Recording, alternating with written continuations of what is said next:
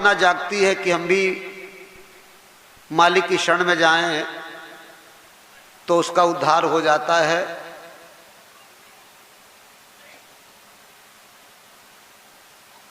क्योंकि सत्संग में जाने से हमारे आपके भाग्य खुल जाते हैं। जब प्राणी सत्संग में जाता है, सुनता है, समझता है, फिर अंदर में विवेक जागता है, फिर वो भगवान का हो जाता है। भगवान का होने का साधन ही सत्संग है। बगैर सत्संग मिले प्राप्त किए कोई भी भगवान का नहीं हो पाया। क्यों? संत कृपा कर देते हैं, भगवान से मिला देते हैं। जिस दिन हम आप भगवान के प्यारे हो जाएंगे, भगवान के हो जाएंगे, मानो हमारा तुम्हारा जीवन सफल हो जाएगा। जब तक हम आप भगवान के नहीं होते, जीवन सफल नहीं होता। एक समय एक संत जी सत्संग सुनाया करते थे, लोग खूब जाया आया करते थे। एक भैया को जाते जाते वर्षों हो गई, सुन के आते थे, बैठे रहते, चले जाते थे। संत जी रोज देखा करते थे।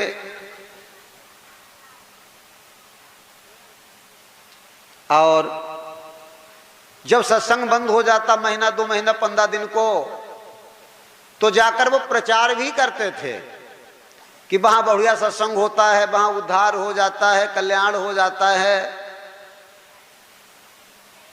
बहुत अच्छी बात है। सैकड़ों जगह बताते थे। फिर सत्संग चालू हुआ, महात्मा जी बैठे, वो सुनने के लिए आ गए। जो बरसों सुनता है उसे तो खूब जान ही गए महात्मा जी। इधर उधर उनकी बात बताता है, जितने सत्संगी सबसे श्रेष्ठ है। एक दिन संत सदगुरु जो थे उसको खड़ा कर दिया, बोले तुमको सत्संग सुनते सुनते कितने दिन हो गया, करते करते कितने दिन हो गया? बोले 1 साल हो गया। कहा तुमने मेरा प्रचार कितना किया? बोले बहुत किया। अब हमको बहुत लोग जानते, जिधर जाते खूब सम्मान मिलता है। तो बोले तुमने नामदान लिया? हमसे नहीं, किसी से लिया? बोले नहीं लिया। कहा फिर हमारी तुम्हारी कोई नातेदारी है क्या? तुम हमारे रिश्ते में कौन लगते जो रोज यहाँ आते हो? सत्संग किस लिए करते हो तुमने समाज किस लिए बताना शुरू किया? अब वो चुप हो गए। तब महात्मा जी ने बताया, सत्संग का मेन फल है, हमारा बताने के ये फल है कि तू मालिक में लग जा। अभी तक तूने नामदान नहीं लिया। अरे हमसे नहीं, कहीं से लिया होता तो हमको तसल्ली पड़ जाती कि मेरे सत्संग का तुझको लाभ मिला।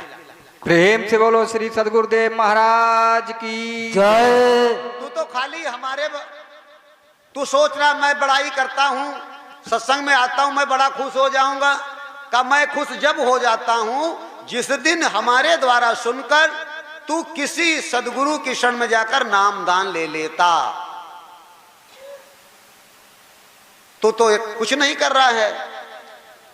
और जब तक तू ऐसा नहीं करेगा तब तक तेरा तो उद्धार होना ही होना नहीं है। क्योंकि तू सदगुरु की शरण में जाकर नामदान नहीं लेगा। और यहां आता है जो समय गमाता है, वो मेरे ऊपर उल्टा कर्जा ला देता है। तू तेरा काम तो बनता ही नहीं है। भाई तुम करो ऐसा, अपने घर में तुम्हारे 4 लड़का हो, पोती पोता हो 8-10, उनको स्कूल ले जाना और स्कूल में बरसों घुमाते रहना, कभी नाम नहीं लिखाना। झोरा बस्ता ला देना, कापी बंडल पूरी पीठी में ला देना, रोज स्कूल जाएं, रोज चले आए, खूब टहले, खूब कबड्डी करें, खूब हॉकी खेलें, गेंद खेले, स्कूल की मट्टी छान डाले, नाम नहीं लिखाना स्कूल में। फिर क्या होगा? 0 निकलेगा। इसीलिए बताया गया है भक्ति की पहली सीढ़ी है संतों का संग। 9 प्रकार की भक्ति बताई गई रामायण में। उसमें है क्या? प्रथम भगति संतन कर संगा। संग मतलब क्या हुआ? जब तुम संतों का संग करोगे, वो भी संतों का संग। अब तुमको पहले पता हो संत हैं कि नहीं है, संत किन्हें कहते हैं। फिर दूसरी भक्ति है कथा प्रसंग सत्संग। जब दूसरी सीढ़ी पार कर जाओगे, पहले संग करोगे ना, फिर कथा सत्संग प्रवचन सुनोगे, दूसरी सीढ़ी पे चढ़ोगे, उसके बाद में फिर तुम समझ में आ जाएगा तुम्हारे, और जब समझ में आ जाएगा तो तुम गुरु दीक्षा ले लोगे, नाम दान ले लोगे। जब नाम दान लोगे तो तुमको पता लग जाएगा गुरु क्या होते हैं। फिर गुरुपद पंकज सेवा अब यहां से स्टार्ट हो जाएगी। तब तक तुम्हें ज्ञान हो जाएगा कि गुरु जी क्या होते हैं, उनके पैर क्या होते हैं, उनकी सेवा से क्या मिलता है। तभी जान पाओगे तुम ना, या ऐसे ही जान जाओगे? जब जान जाओगे तो तुम्हें फल मिलना शुरू हो जाएगा, क्योंकि फिर तुम्हारे अंदर वो सार्थक हो जाएगा। ध्यान मूलम गुरु मूर्ति। फिर तुम गुरु मूर्ति का ध्यान करना शुरू कर दोगे, गुरु जी का ध्यान हृदय में रखोगे। पूजा मूलम गुरु पदम। गुरु महाराज के पैरों की पूजा मूल जड़ है। केवल पूजा करनी है हमें तो केवल हमेशा गुरु महाराज के चरणों में लीन रहना। मंत्र मूलम गुरु वाक्यम। फिर तुम्हारे मंत्र बन जाएगा, गुरु जी जो कहते वही मेरा मंत्र है। और मोक्ष मूलम गुरु कृपा। एक दिन गुरु की कृपा हो जाएगी तो मोक्ष मिल ही जाएगा। और जब तुम सत्संग ही नहीं करोगे, जब संतों के पास जाओगे नहीं, तो क्या सत्संग सुनोगे, क्या कथा प्रवचन सुनोगे, फिर कैसे गुरु धारण करोगे? तब कहीं आगे की सीढ़ी आएगी। तब गुरु जी ने समझाया कि तू यहां मत आया कर, समय को वृथा मत खराब कर, तुझे कोई लाभ नहीं मिलेगा।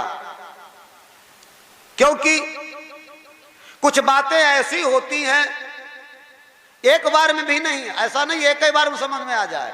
अगर एक बार में समझ आ गया वो भी गड़बड़ी है।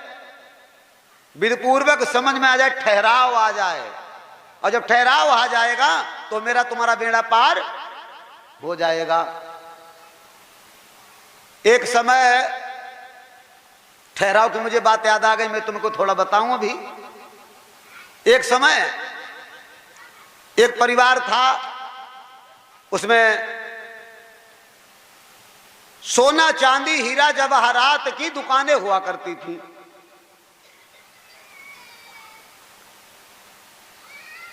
दो भाइयों के बीच में बंटवारा हो गया।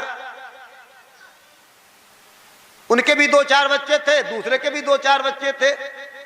अपनी अपनी दुकानें करने लगी। धीरे धीरे एक परिवार सही निकल गया, दूसरा भाई था वो खत्म हो गया, उसके बच्चे गलत निकल गए। तो जितना उनके घर में दुकान में सोना चांदी था वो सब उन्होंने खत्म कर दिया, रखा ही नहीं। अब एक की दुकान बढ़िया चल रही है, एक के बच्चे जौहरी बन गए, परखने वाले बन गए। दुकान में सोना आए, चांदी आए, कुछ भी आए उसको परख लेते हैं, संभाल दुकान करते हैं। और जब लोफड़ निकल गए, ये दुकान किए नहीं संभाल के, तो उनको परखना नहीं पता, या परखना पता हो जाएगा। ऐसे गुरु भी एक परखने वाली चीज है, और क्या?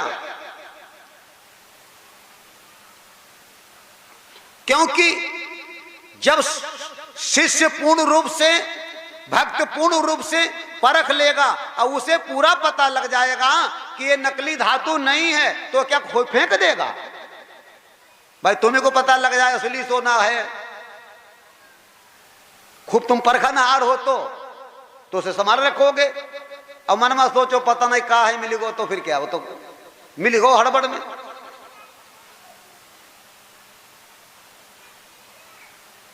एक दिन ऐसा हुआ, जिनके बाप खत्म हो गए थे वो लड़के अपनी मां से रो रहे थे, तो मां के पास में एक हार रखा था। हार कहा, लो भैया ये हमने छिपा के रखा है, और ये मुझे अच्छा भी बहुत लगा, बाकी तो कुछ रहा ही नहीं, तुम लोगों के द्वारा ये रह गया है। ये अपने ताऊ के पास ले जाना और कह देना इसे ले ले, बदले में पैसा दाम दे दे तो हमारा तुम्हारा रोजी रोटी चल जाएगी। लड़का 2 थे, वो लेके या 3 जो भी थे हार लेके गए। ताऊ से कहा, ताऊ ये मेरी माँ ने दिया है और इसको खरीद लो।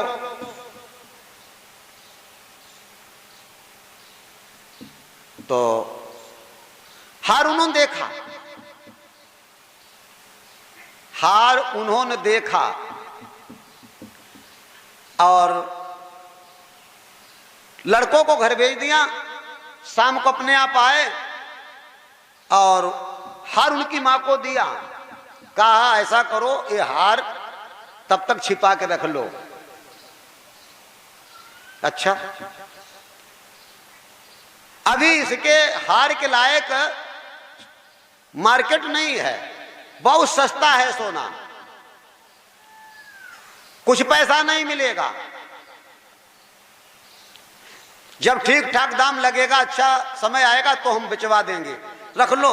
का लड़कों का काम कैसे चलेगा, इनका पेट पालना कैसा होगा? का अपने इन दोनों तीनों लड़कों को मेरी दुकान पे लगा दो। बड़े गौर से समझना, मैं सत्संग कर रहा हूं।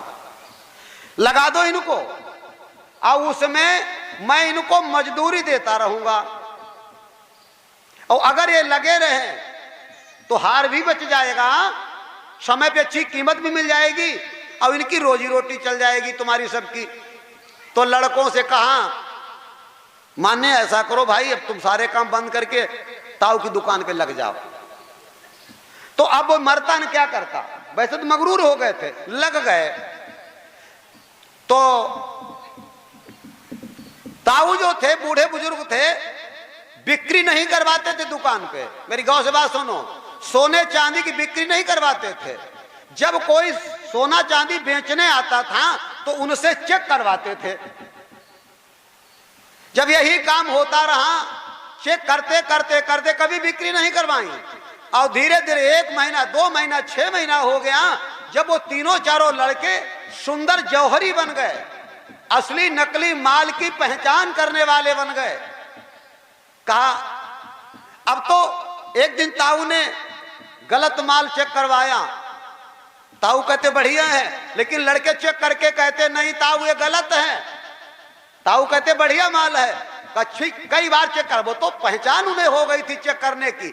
वो एकदम चिल्ला के बोले, अब तुम हमको धोखा दे रहे हो, बूढ़े हो गए, ये नकली है, मुझे पहचान, नकली असली हो गए। उसी दिन बच्चों की पीठी थपथपा दी, जाओ अब चाहे जाओ अपनी दुकान लेके बैठ जाओ, अब तुमको कोई धोखा नहीं दे सकता। तब तक तैयारी हो गई, सोना बहुत ऊंचे सीमा पे पहुंच गया। तो अपनी मां से बोले, लाओ अब उस हार को बेचे हैं ताकि अच्छा पैसा मिले, दुकान खोल दें। जैसे ही हार लिया और उनने चेक किया तो डुप्लीकेट हार था, नकली हार था, कोई पैसे का नहीं था। तो बोले, ताऊ ने कहा था समय पे बेचना, ताऊ के पास गए, ये तो नकली है। तो ताऊ की आंखों में आंसू आ गए। का बेटा उस दिन भी ये नकली था, अगर मैं कह देता उस दिन ये नकली है तो शायद तुम नाराज हो जाते, इधर उधर भाग जाते, जौहरी बनने नहीं आते। क्यों? उस समय तुम्हारा मन ही अलग था। आज तुमने स्वयं से नकली घोषित कर दिया, अपनी इच्छा से तुम पारखी हो गए हो। तुम्हारी माँ भी नाराज हो जाती, हमको कुछ देना नहीं चाहते हैं और दूसरी जगह बेचना नहीं देते हैं, इसलिए मैं तुमको जौहरी बनाना चाहता था। अब तुम जौहरी बन गए, अब तुम्हें कोई चिंता तो नहीं है, चाहे अपनी दुकान खोलो, न ये कर पाओ तो हमसे पैसा ले लो, नया पुराना चालू कर दो। बाद में दुकान खोल ली अपनी अपनी, अब वो शानदार दुकानदार हो गए, अब कभी धोखा नहीं खाते हैं। ऐसे ही संत सदगुरु जो होते हैं, अपने भक्तों को, शिष्यों को जौहरी बना देते हैं। यहां तक काल भी अगर अपना सौदा लेके आता है उसको भी धोखा दे करके कहते ना मामला तेरा गड़बड़ है। प्रेम से बोलो श्री सदगुरुदेव महाराज की जय। काल भी चकमा खा जाता है, अपनी काल माया का जाल जो है नहीं बिछा पाता, इतना सुंदर जौहरी बना देते हैं। ये संत सदगुरुओं का सत्संग का रूप होता है। सत्संग से ही सब कुछ प्राप्त होता है।